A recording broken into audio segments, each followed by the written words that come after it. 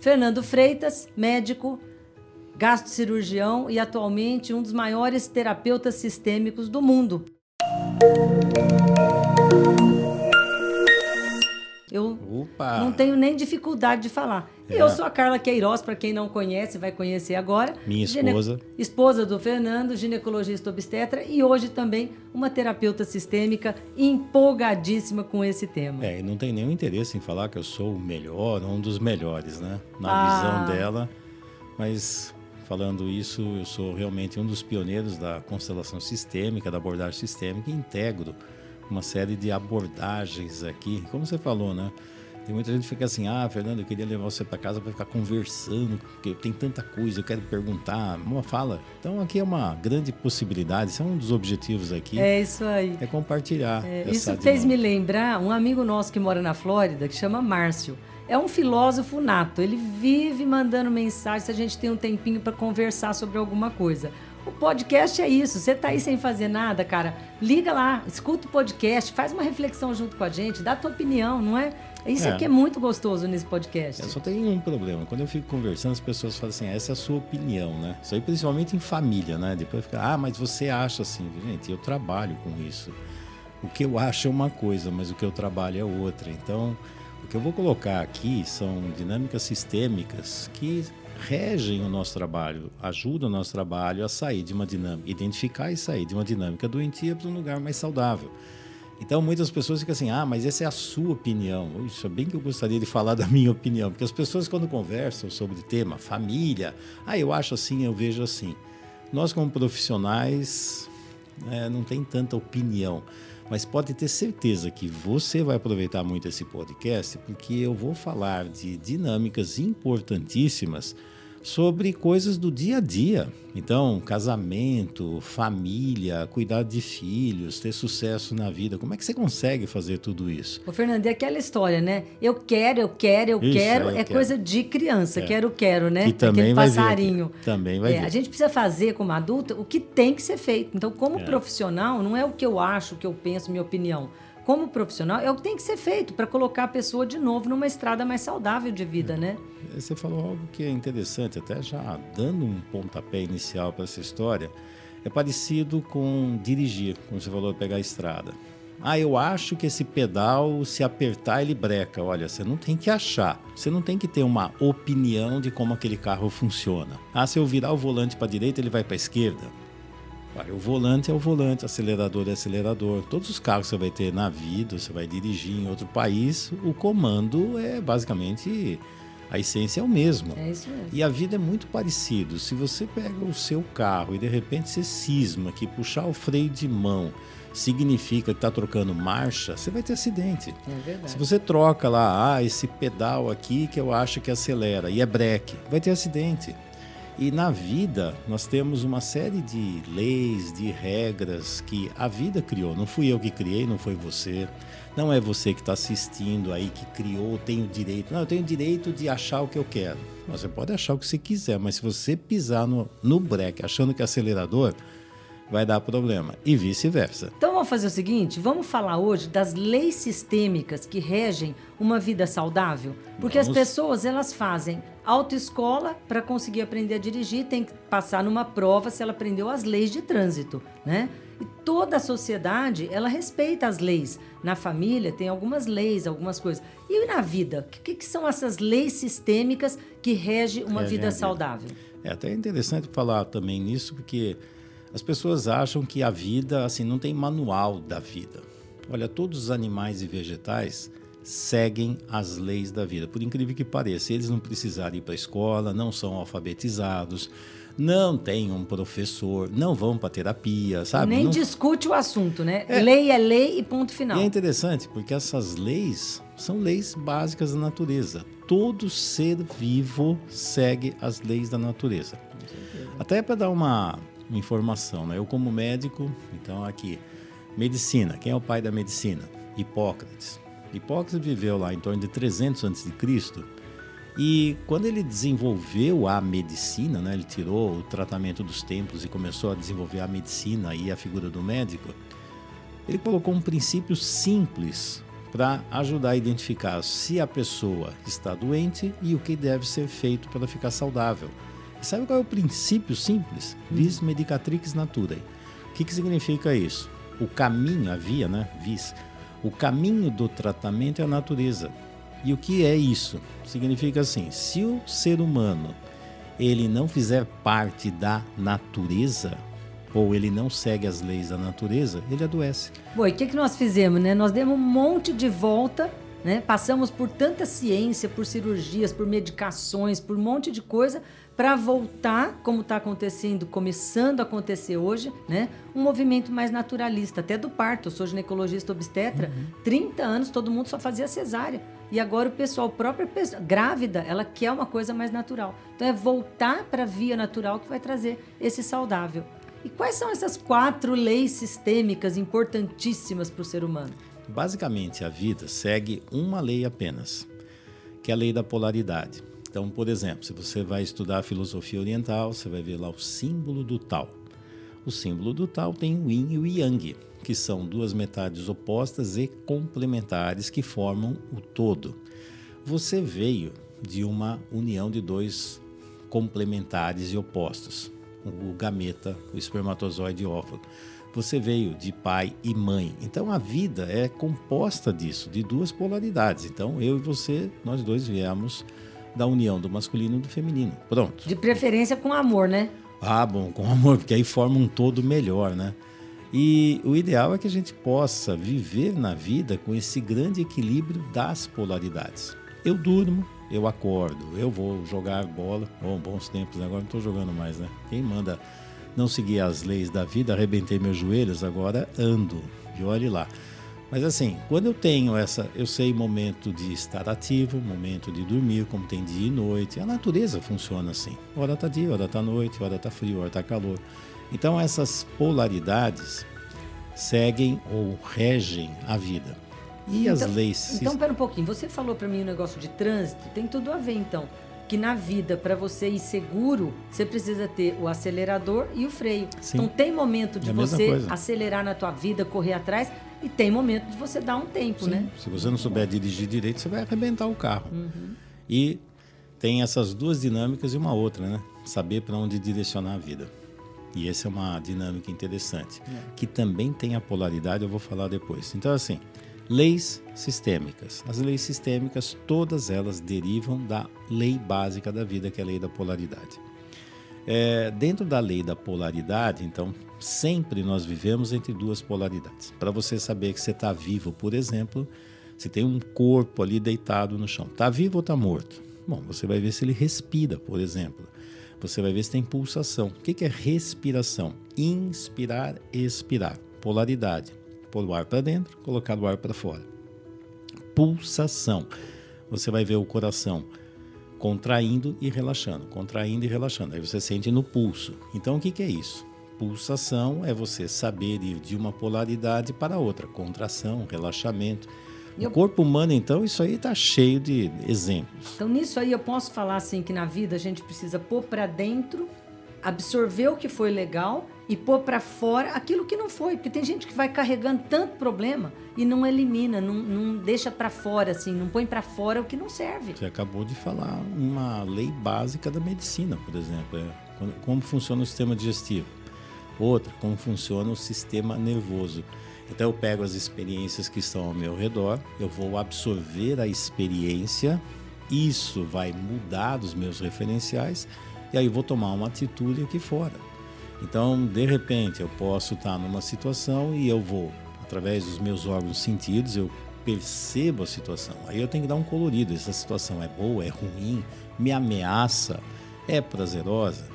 Dependendo de como eu interpreto isso, aí eu vou tomar uma atitude, eu vou ficar parado observando, eu vou sair correndo, eu vou brigar, eu vou descansar, porque essa situação tem tudo a ver com o que a gente está falando, é o como nós colocamos as dinâmicas dentro de nós, como nós interagimos e como vamos colocar algo para fora para interagir com o meio.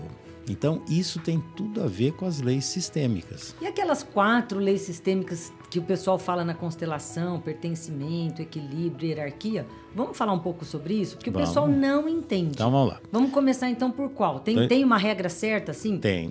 Não é que é a regra certa, mas existe algo assim, se você observar as leis, elas têm uma sequência, como vindo de uma dinâmica mais essencial para mais complexa. Eu hoje estava lá escrevendo sobre as leis sistêmicas, o Fernando falou, não, tá tudo invertido, tem uma ordem lógica. Tem. Então é isso que eu pedi para o Fernando explicar para a gente. Como é que funciona, para a gente até lembrar das 4 leis nessa ordem, né? E respeitar então, essa cronologia. Primeira importância das leis. Quando nós trabalhamos com a sistêmica, que eu falei assim, a gente não tem direito a dar opinião, é interessante. A mesma coisa um médico, eu vou dar opinião. Olha, se você fizer isso, você comer isso, tá bom, aquilo tá ruim, é minha opinião. Gente, não é minha opinião. Se eu sou um nutricionista, eu estou trabalhando em cima disso. Quando eu sou um terapeuta sistêmico, eu também não fico dando opiniões. Eu vou fazer uma avaliação. Se aquela relação, aquela forma do indivíduo se conectar consigo mesmo, com o outro e com o sistema, com o mundo aqui fora, está saudável ou não. Como é que eu sei que está saudável? Porque isso é interessante. Qual é o referencial? É o que eu acho? É o que a minha mãe me disse? É o que o meu pai falava? É porque as pessoas usam os referenciais que eles foram aprendendo na vida. E, sinceramente, pai e mãe é um ser humano comum, cheio de problemas, com muitas qualidades, mas também cheio de problemas. Voltamos naquela história. Pega o que foi bom e joga na lata do lixo o que não serve. Sim, então... Que referenciais você usa para dizer que aquilo é saudável? Então, eu vou colocar isso porque para dar um significado para as leis dos sistemas. Então, assim, como é que eu sei que aquele casamento está saudável ou não? Como é que eu sei que a relação desses pais com os filhos essa relação está saudável, ou as relações estão saudáveis ou não? Baseado no quê? Achômetro? Não é achômetro. É como o médico, ele vai pegar um exame e vai falar, olha, aqui ó, o nível de glicemia está muito alto. Olha, aqui esse nível daqui está baixo, está alto. Então, tendo parâmetro, né? Então tem que ter um parâmetro para você fazer um referencial. Diagnóstico. Então, assim, como é que... Eu falo assim também, quando eu dou supervisão, então vem um monte de terapeutas. Então eu dou muita formação e supervisão de terapeutas. E quantas vezes eu recebo profissionais que de repente tem algo que está ali, na cara que tem um problema, está nítido. E aí eu pergunto, ele não enxerga, ele não vê. Fala, mas aonde? Aqui, ó. Você está vendo isso? Isso o quê? Não, mas é assim. É assim o quê? Você não está vendo? Pega a lei sistêmica, quer ver? Ó? Aqui, por exemplo, a lei do equilíbrio está complicada. Aqui, a lei da hierarquia.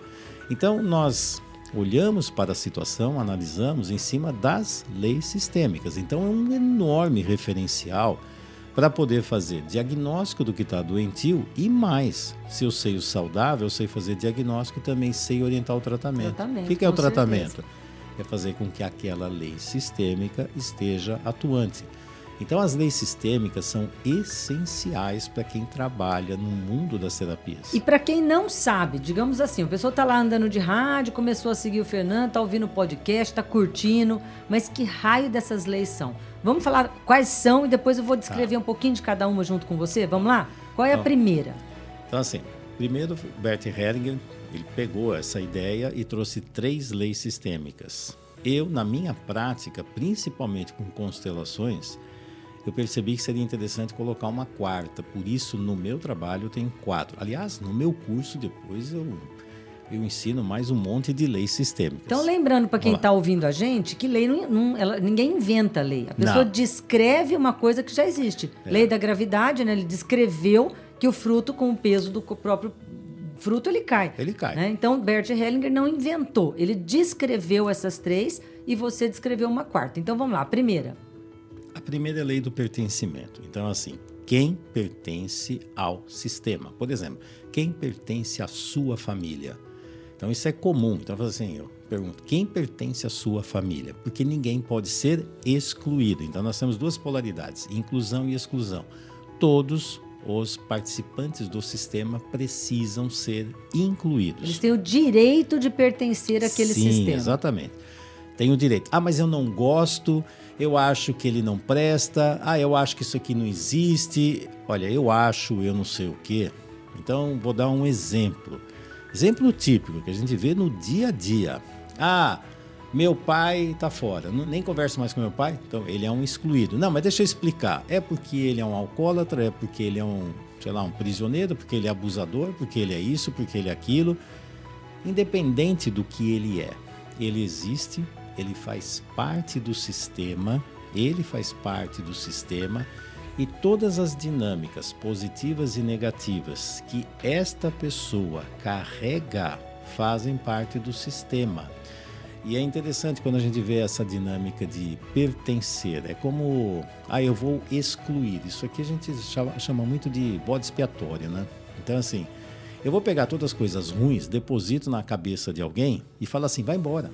Pronto. Aí, desde que ele vai embora, aí a família fica linda e maravilhosa, como se aquilo deixasse de existir. Então, por exemplo, o meu pai é alcoólatra, é viciado, então cartão vermelho para ele vai embora. Pronto, só tem um problema. O alcoolismo, a droga, continua existindo dentro da família. Tanto é que você vai observar depois que outros membros da família vão acabar desenvolvendo a mesma dinâmica. E aí tem outra dinâmica de polaridade, que é assim, se tem um dependente, tem um codependente. Então, assim, tem um dependente de drogas. Então ele é o problema. Não, tem o codependente. O codependente, ele é peça-chave para esse dependente continuar usando droga. Quer dizer, eu vou continuar bancando, você ainda existe, eu vou dar dinheiro para você, eu vou cuidar de você. Quer dizer, a pessoa faz um monte de coisas erradas, mas o codependente está sempre lá. Carinho, atenção, afeto. Isso é uma doença. Os dois são doentes. E aquele negócio de que tudo que você exclui, ele vai virar o teu destino? O tempo todo. Isso aí o Jung, que não é da sistêmica, não é assim. Isso é sabedoria. O Jung colocava uma frase que até usava muito e depois você falou que era minha. Eu falei, não, é do Jung. Que ele fala assim, a sombra não revelada vira destino. Isso. Sombra é aquilo que eu não quero ver. Máscara é o que eu vejo e mostro. Sombra é aquilo que eu não quero ver. Nossa, olha a importância disso, hein? Você não quer ver o alcoolismo, não quer ver os problemas e vai virar destino para os seus filhos. Virar destino, é o que vai acontecer. Não só para os filhos, como também vai virar destino para mim. Por exemplo, se eu caso com uma mulher que tem sérios problemas de drogadicção. Pronto. Aí, de repente, identifiquei, pronto, me libertei dela. Sei lá, ela morreu, eu me separei, não quero mais saber dela. Se eu me conectei com ela, é porque eu sou codependente. Com certeza. E aí o que vai acontecer? Aí eu vou encontrar outra mulher na minha vida. Não, ela não usa drogas. Ela é alcoólatra. Não, ela não usa drogas, mas ela toma remédio para emagrecer continuamente. Quando você vai ver, é o mesmo perfil. Não, ela não é nada disso, mas ela é viciada em fazer compras e não para de fazer compras e joga no bingo e faz não sei o quê. Não, mas ali era droga, você entendeu, né? Aqui é outra coisa. Não.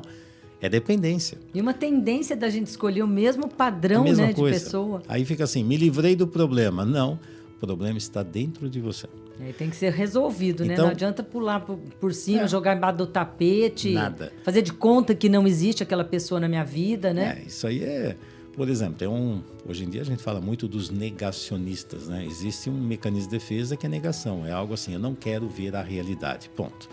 Então, assim, a sua família tem problema. Não é a minha família, é só o meu pai, é só o meu irmão que é drogado. Tirando ele, o resto tá bom. Tirando ele, o resto tá bom.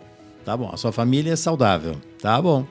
Então, é só tirar ele. Então, o dia que ele morrer, tudo se resolve. É uma ilusão enorme, Isso é negação. Fernando, vamos dar uma acelerada aqui. Eu queria que você falasse pra gente... Qual é a consequência da gente excluir pessoas? Por exemplo, aborto é uma das coisas que a gente trabalha muito em terapia, né?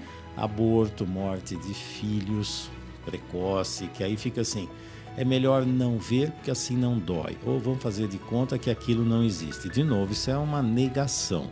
É como assim, eu vou selecionar e deletar. Parece que é que nem computador, né? Se ele seleciona, deleta, já resolveu. Aquela experiência de vida desapareceu. Nenhuma experiência de vida desaparece. Como ginecologista obstetra, eu ouvia muito isso. Pessoa que provocou um aborto na adolescência, quando jovem, e não quer falar sobre o assunto. Aquilo é um segredo. Então ela exclui, ela quer que realmente ninguém saiba. Aí quando ela tem um primeiro, um segundo filho, ela fala para todo mundo, esse é meu primeiro filho. Mas sistemicamente tinha um antes. Né? E aí qual é a consequência de fazer essa exclusão, de não incluir o que foi, né, o excluído, né? a lei do pertencimento aí para o sistema. Então, assim, a consequência. A criança que foi abortada espontânea ou não, ela existe e pertence ao sistema. Então, quando você falou assim, aí vem um segundo filho, aí fala assim, esse é o primeiro. Não, não é. Ele é o segundo. Se ele for o primeiro, é como assim, matamos a existência do primeiro filho. E se esse que eu chamo de primeiro, ele se torna o primeiro, ele também está matando a existência do segundo, porque ele é o segundo. Então, e é uma grande ilusão, porque assim, imagina a situação. Tem um casal que está lá esperando um bebê. Então vê a notícia da gravidez. Isso vai afetar positiva, negativamente esse casal. Ah, não queríamos, vamos passar pela experiência. Tomar uma decisão de abortar, ou então abortou, seja lá, aconteceu algo. Ah, então vou fazer de conta que acabou, não existe. Quando engravidar pela segunda vez, querendo ou não, com certeza a experiência do primeiro vai aparecer. A emoção da mãe que já fez vai pegar naquela segunda criança. Não tem criança, jeito, aquela história está marcada. Querendo ou não, aquilo existe. E aí vem, será que Deus vai me punir, vai tirar esse também? Será que, se aquele tivesse vivo, será que... Aí começa.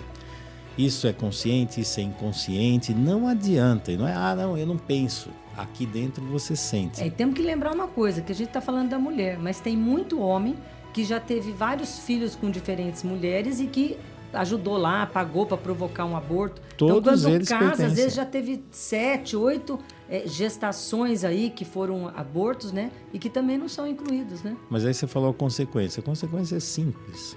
E é terrível, porque quem paga o preço são os mais novos. A criança que nasce. E aí o que acontece? Por exemplo, você vai ver esse segundo, que já é chamado de primeiro, que teve um aborto, muitas vezes você vai identificar uns fenômenos que vão acontecer com essa criança. Ela vai ficar identificada com o primeiro filho. Aí você vai ver dinâmicas abortivas. Então, por exemplo, esse primeiro filho parece que ele não conclui nada, ele nunca termina nada, ele aborta não termina... os projetos, aborta as relações. Vai ter um sentimento, parece que eu não pertenço, eu não existo. E quando você vê essa dinâmica que ele está trazendo, é uma dinâmica associada ao aborto do primeiro. É como se ele tivesse revivendo a dinâmica do primeiro. Nossa, eu vejo isso direto. Problemas com os jovens, com os adolescentes. Quando você vai pesquisar, você descobre a raiz do problema. Descobre que tem um aborto lá. E outra coisa que também influencia com esse mesmo filho, e hoje está muito comum, né, a separação dos casamentos, aí, dos relacionamentos, quando depois de separado, ou a mãe ou o pai exclui o outro, que hoje é chamado aí de alienação parental, né? Mas não é só alienação. Às vezes você destrói a família. E aquela família é metade da pessoa, né? A família, o filho é metade de cada um. Então, por exemplo, se a minha mãe chega e fala assim, seu pai não presta. É interessante, não é o marido dela que não presta, né? É o meu pai. É engraçado que é sempre assim, não é o marido dela. Não é ela, não tem a ver, é seu pai. O seu pai é assim. Aí significa que metade dele não presta. Metade minha não presta, porque eu sou metade do meu pai. Eu tenho muita coisa parecida com meu pai, fisicamente, algumas coisas. E se eu ficar parecido com o pai, eu não presto. Então eu tenho que matar metade minha. Isso é uma maluquice. Então, até assim, a família, né? Porque às vezes a pessoa inclui o marido, mas depois que separa, é ex-marido, ex-sogra, ex-cunhada, ex-primo, ex-tudo. E a família, né? Não é, né? A família é da criança. Não é a minha família, mas é a família da criança, então tem que respeitar. Então, lei do pertencimento, eu entendi. Todos que têm direito. Têm o direito. Eu vou dizer assim, ninguém tem o direito de eliminar qualquer pessoa da família. E se essa pessoa foi eliminada por algum motivo, é como um bode expiatório, pode ficar muito atento que aquilo que esse indivíduo foi eliminado por isso, o problema continua no sistema, senão a fantasia que o problema foi embora. O problema continua. Então, para concluir esse do pertencimento, eu posso dizer que, por amor, a gente pega o que foi bom e deixa para trás aquilo que não foi. A pessoa pode ser um drogado, pode ser uma pessoa que atrapalhou muito a vida, mas ela faz parte, ela pertence. Aí eu consigo seguir. Vou colocar em outros termos. Assim, primeiro, aceitar. A aceitação da realidade. A minha família tem uma série de problemas. Na minha família... tem um irmão drogado. Na minha família, nós temos problemas com drogas. Nós temos problemas com dependência química. Então tem uma coisa que chama aceitação da realidade, porque o outro é fazer de conta que não existe. E se eu pertenço à família, eu também tenho problemas com dinâmicas de drogas. Se eu tenho isso, eu estou primeiro, estou aceitando, estou tomando consciência, e aí é um passo para entender o que eu preciso fazer para que esse problema não entre mais na minha vida e nem nos meus descendentes, que ele pare por aqui para não seguir. Perfeito. Mas se eu falar, eu não tenho nada, isso é o problema lá do meu irmão, prepare-se que de repente você vai ter problema com seu filho. Tem aquela história, né? Eu posso amar incondicionalmente uma pessoa, mas eu não preciso conviver com essa pessoa. O amor é incondicional, mas a convivência com algumas pessoas é condicional. Mas ela não tem que ser excluída. Então agora vamos passar para a lei do equilíbrio, que na ordem, na sequência lógica, o segundo é a lei do equilíbrio. Ou seja, nas relações precisa existir um equilíbrio do dar e receber. É isso? Então assim, primeiro pertence. Aí vem lei do equilíbrio, como é que se estabelece a relação? Dar e receber. É interessante que nós trabalhamos muito isso dentro do consciência sistêmica, tem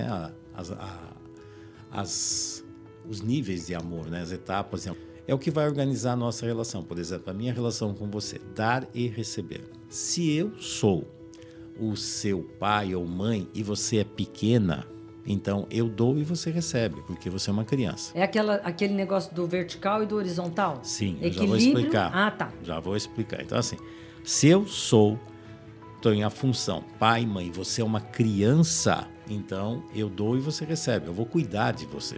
Então esse é um tipo de amor, estabelece como eu vou me relacionar com você. Agora, nós somos 2 adultos, nós casamos.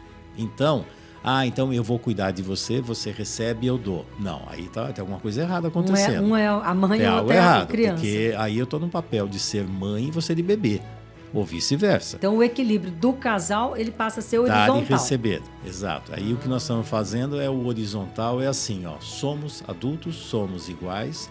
Eu vou passar para você uma série de coisas que eu tenho em excesso e vou receber de você uma série de coisas que você tem em excesso. Então, por exemplo, somos iguais e diferentes e a gente se complementa. Sim. Então, assim, isso é um equilíbrio, é uma pulsação.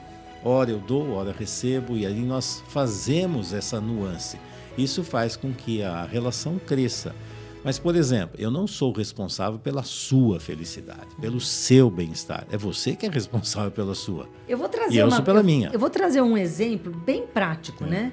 Se eu tenho muito dinheiro e meu parceiro tem menos dinheiro, qual é o problema de eu dar para ele uma Ferrari vermelha de presente de aniversário? Bom, isso atrapalha esse equilíbrio do casal? Bastante, porque depois quando o outro fizer aniversário, ele vai dar o quê? O outro não tem condições, vai dar... CD do... Aí começa, isso influencia a relação, começa a quebrar, dar um problema na relação? Aí a questão, você já está falando de algo que eu vou falar até antes, né? Como é que montou uma relação desse jeito?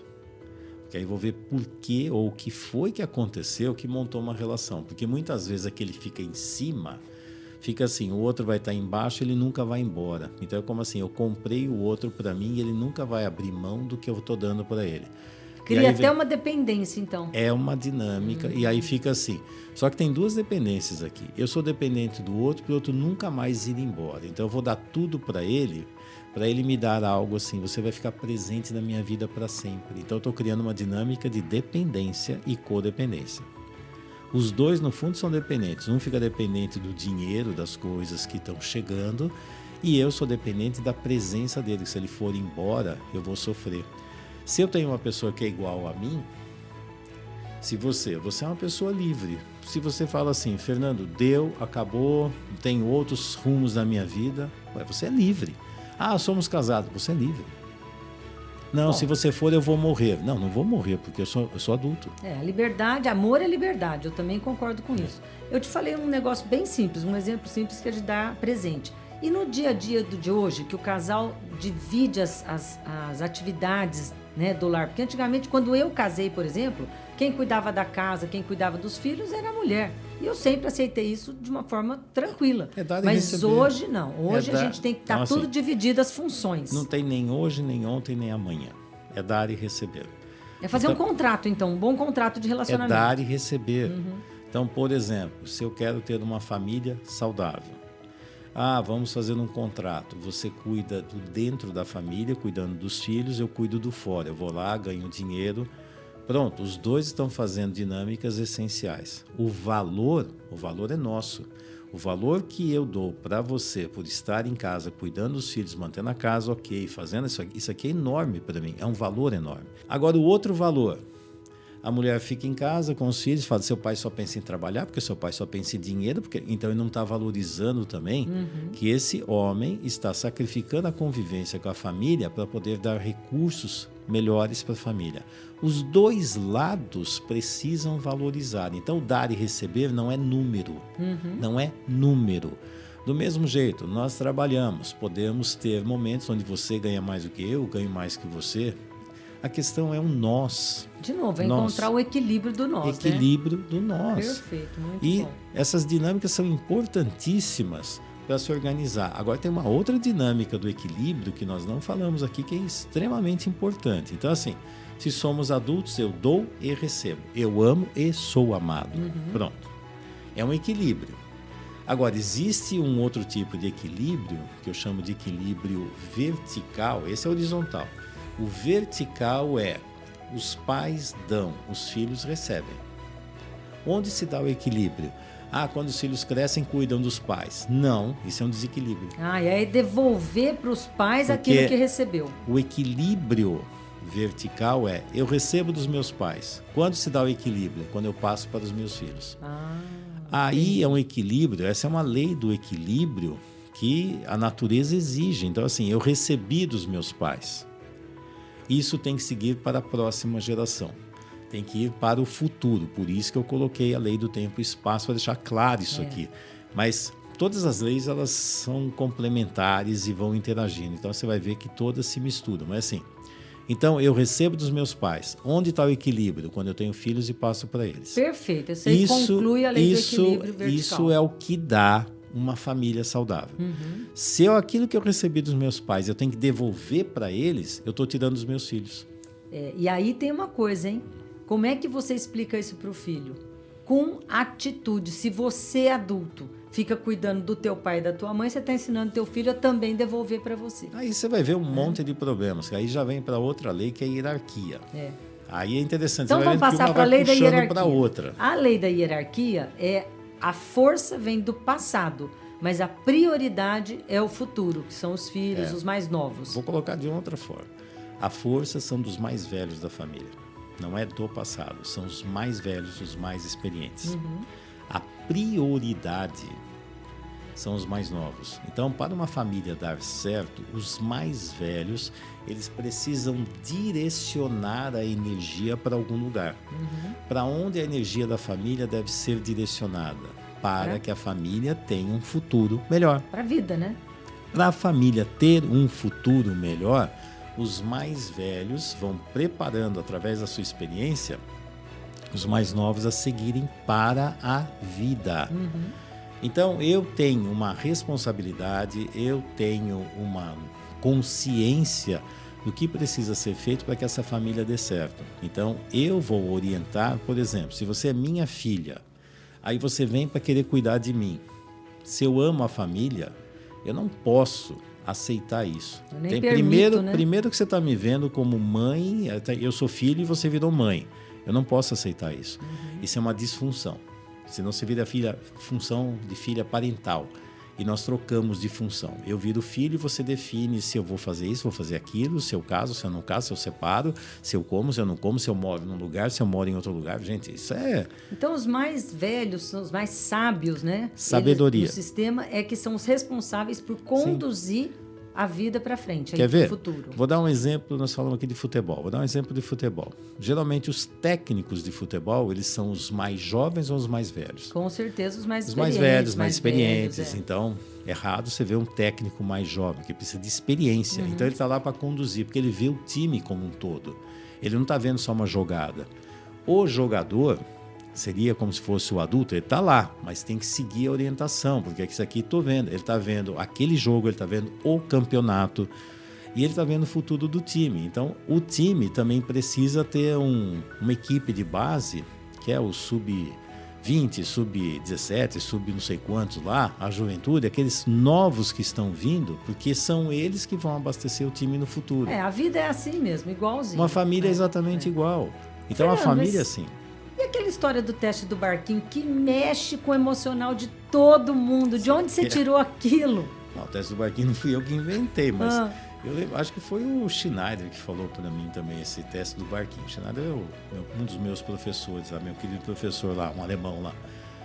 Esse teste do barquinho é um teste para ver hierarquia, que é assim, vamos ver para onde você vai tomar decisões. Então, decisões são fundamentais. E quando você toma uma decisão, você tem que ter algum referencial. Se eu falo assim, você fica pensando, deixa eu pensar, refletindo, não sei o quê. E aí, o teste do barquinho é interessante, que te coloca numa situação que você tem que tomar uma decisão imediata. Mas para quem está ouvindo a gente, vamos lá, joga o teste do barquinho para então, você assim, que está aí, ouvindo a gente, então, já barquinho, responder, hein? Isso que é para fazer, falar assim, não, vamos fazer uma coisa mais leve, tranquila, né? Na hora do café você vai fazer teste do barquinho. Vamos lá, mas teste do barquinho é assim. Imagina a seguinte situação. A vida te colocou numa situação muito estranha. De repente você está sozinho num barco que está em movimento contínuo para a vida. Descendo o rio. Está indo, está seguindo. E aí você está de pé com uma boia salva-vida nas mãos. De um lado, a sua mulher ou o seu marido, pai e mãe dos seus filhos, está morrendo afogado. Do outro lado, a sua mãe está morrendo afogada. Para quem você joga a boia? E não dá tempo de perguntar. E não tem tempo. Não, vou refletir. Não, se refletir, o barco foi embora, eu morri dos dois. Eu não tenho a menor dúvida. Eu jogo a boia para você, sem dúvida. Mas a maioria joga para a mãe. No passado, ela jogava para a mãe, tá? Pode ser, se fosse o pai, ser. Jogava para o pai também. Pode ser. Eu sei. A maioria faz isso, né, Fernando? É quase que uma cultura. E aí vem o quê? Todo mundo, você que escutou aí, com certeza, sabe o sentimento que veio? Não é de amor, é de culpa. Aí começa, é porque é mãe, porque não sei o quê, é porque... A maioria joga pra mãe. A maioria, assim, absoluta, mais de 90%. E a conclusão disso é o que você fala, né? O que você vai falar pro teu filho? A questão é, essa decisão, ela foi boa para a família ou não? O futuro da família agora. Aí você vai chegar pros seus filhos e explicar, olha, eu joguei a boia pra minha mãe, tá? Sacrifiquei o seu pai para salvar minha mãe. E aí os filhos olham e falam assim, então você matou o nosso pai, a nossa mãe, deixou ele morrer para que a sua mãe fique. Esse filho vai ter segurança nesses pais que fizeram isso? De jeito nenhum. E aí vem uma outra pergunta interessante, que geralmente eu fico assim, eu coloco, e a sua mãe que está morrendo daquele lado, ela quer que você jogue a boia para ela ou jogue a boia do futuro dos netos? Para quê? Ela aceitaria, né, essa boia? Não, às vezes não é nem aceitar, exige que jogue. E aí tem outra questão que às vezes eu coloco, que se você fosse essa pessoa que está morrendo, o seu filho, a sua filha está lá no barquinho, o marido dela, o pai dos seus netos está lá morrendo afogado. Você quer que ele jogue a boia para você ou não? Então é engraçado que quando você está no papel da avó, eu quero que jogue para lá, porque eu estou vendo os meus netos. Você ama os seus netos ou não? Então, é para jogar para lá. Mas quando eu estou no barquinho, eu jogo para minha mãe. Engraçado, né? A conclusão, então, é essa. A gente tem que fazer o que é preciso para que a vida continue. E não o que eu quero para o bem-estar pessoal. O amor meu. da família seguir em frente, a família fique cada vez mais forte no futuro. Quem se sacrifica são os do passado, não os do futuro. Então é interessante isso. Isso são leis naturais de vida. Mas e a quarta? Mas isso, deixa eu lá. E isso aqui orienta a tomada de decisões. Sim. Todas essas leis orientam a tomada de decisões. Aí você vai ver por que a família dá certo ou dá errada. Agora, a quarta eu criei porque ficou muito... Quando você usa a quarta lei... Eu vou falar para vocês. A quarta lei é a do tempo e do espaço, ok? Essa quarta lei eu coloquei porque fica muito fácil você trabalhar com a quarta lei e ter noção do que está acontecendo. Basicamente, a quarta lei é o aqui e o agora. Então tem a ver com a seguinte situação. Adulto e criança. Então, por exemplo, você na idade que você tem. Eu quero viver a minha adolescência. Gente, não faz sentido. Está fora do contexto. Você não está mais nessa idade. Então, assim, onde você está no presente e para onde você está indo? Você está indo para o futuro ou para o passado? Quero viver minha adolescência. Você está indo para o passado. Você está indo para o passado. E você utilizar uma mentalidade, mundo emocional do passado, não faz sentido. Você não está mais nesse lugar. Eu casei, mas agora, você entendeu? Eu acho que eu namorei pouco, eu vou namorar mais agora. tem alguma coisa acontecendo de errado. A questão é que eu vou viver o passado, depois, quando daqui a 10 anos, eu não vivi o momento atual agora. Então, isso também não faz sentido. Então, o que eu vejo dentro da lei do tempo e espaço é se você está adulto ou criança. E se você está adulto, você está coerente com a fase de vida e com as funções que você exerce. E outra, para onde você vai? Você está vivendo o presente, você está vivendo o passado ou vivendo o futuro? Você está no presente, direcionado para o passado ou para o futuro? Então, quando isso, dentro do trabalho, o sistema fica claro, é muito nítido entender que tem alguma coisa errada. Então, eu não posso ir lá fora e pegar a melhor profissão, a melhor oportunidade que eu tenho na vida, que me deram, profissional, afetiva, porque eu tenho que ficar aqui para cuidar do meu pai e da minha mãe. Ok. Está indo contra a lei do tempo e do espaço. Ok, aí é uma decisão. Só tem um problema. Essa família, o futuro da família está indo embora. Eu vou ficar aqui, abro mão da minha vida para cuidar do meu pai e da minha mãe. Às vezes a família até morre, né? Não casa de novo, não gera descendente. O foco é esse. Qual a mulher que vai querer ficar comigo? Como é que eu vou ter filhos? Qual é a prioridade? Vão passar alguns anos, aí de repente passou, meus pais faleceram, eu estou com 65 anos. E agora eu faço o que com a minha vida? Meus pais tiveram direito de casar, de ter filhos e ter alguém cuidando deles. Agora eu estou sozinho, não tenho família, não tenho ninguém. Não tem objetivo. A vida não dá essa opção, né? A gente tem que ter um objetivo lá na frente, senão você está enrolado. Por isso que eu coloco muito objetivos de vida. Quando você coloca objetivos, onde está? Aí eu vou ver a relação com o futuro e com o passado. Aí eu coloco meus pais no futuro e meus filhos no passado. Tem alguma coisa errada acontecendo. Então essa lei, ela deixa muito claro e ajuda demais para você fazer trabalhos e fazer diagnósticos. Aí você vai ver só como fica fácil de entender o que está acontecendo. Aí eu vou fazer uma provocação para a gente finalizar esse podcast que fala das leis sistêmicas, né? A gente fala que o passado está morto. Não tem como você voltar lá atrás e mexer no que passou. Mais ou menos. O futuro... Mais ou menos. Deixa eu só terminar essa frase, aí você vai realmente refletir sobre ela. O futuro é algo que ainda vai acontecer. Ele não nasceu ainda, né? Então, entre aspas, ele não existe. O presente é o único lugar onde você é capaz de fazer alguma coisa que vai definir o teu futuro. Mas aí... O trabalho da sistêmica não fala que você tem que ir lá atrás buscar a raiz do problema no passado? Por isso que não está morto. Então, por isso que eu estou te fazendo a provocação. O passado nunca está morto. O passado é um grande, vou colocar assim, um grande grupo de ensinamentos que nós temos o tempo todo. E ele está vivo dentro de nós o tempo todo, porque ele não foi embora, ele está internalizado. A questão não é o passado em si, é como eu lido com ele. Eu posso mudar a minha interpretação. Então eu posso pegar desse passado e tomar uma decisão. Ou eu vou repetir as dinâmicas doentias e ficar lá, que nem a neurose do Freud, né? A compulsão e repetição. Você fica só repetindo as mesmas histórias e acha que está fazendo a mesma coisa. Você vive dando volta. Volta em torno do trauma e não sai desse lugar. Quando eu tenho noção do que aconteceu, eu aprendo. É como criar anticorpo. Eu criei anticorpo e não pego mais essas doenças. Chega, eu não vou pegar mais isso aqui. E aí eu vou dar vacina para os meus filhos para eles nem passarem mais por isso. E assim eu levo a família para um lugar melhor. E uma frase do Sartre que eu gosto muito e utilizo muito para explicar melhor isso aí é interessante. Ele fala assim, o interessante voltou de novo, peguei o interessante. E você já falou interessante várias vezes, que você não percebeu. Depois você vai contar aqui, vai que né, aquelas coisas, mas né eu não estou falando. Bom, então vamos lá. A frase do Sartre, que é assim: não importa o que fizeram comigo até hoje.